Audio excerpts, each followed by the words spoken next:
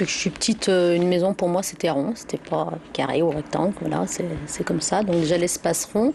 C'est une maison ronde accrochée au mont de Tarare, bien loin des steppes mongoles. La yourte a pourtant séduit Sophie et Laurent, notamment par son aspect écolo. Alors elle est écolo plus au niveau du peu de matériaux qu'il faut pour la réaliser. Par contre effectivement il y a quelques matériaux qui ne le sont pas. Le plus important c'est celui qu'on voit en premier, c'est la bâche vinylique qui protège la yourte. La yourte repose sur pilotis, à l'intérieur plancher et chauffage au bois. Avantage, elle est très lumineuse.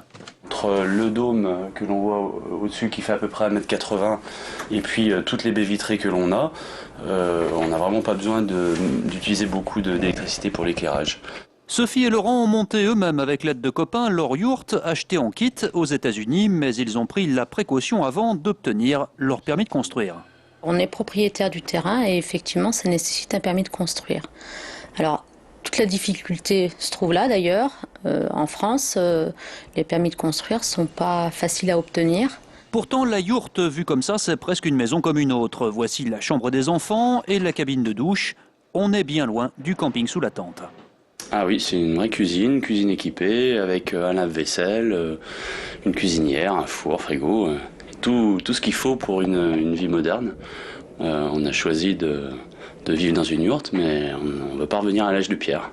Par sa forme ronde, la yourte résiste très bien au vent et aux intempéries. Même si les murs ne sont pas en dur, l'assemblage est très malin.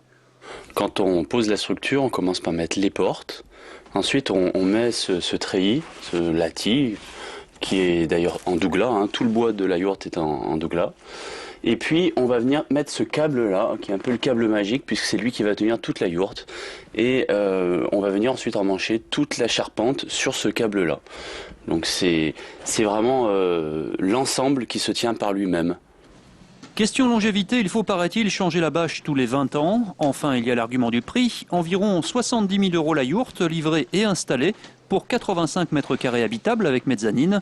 De quoi rester zen, même en pleine crise de l'immobilier.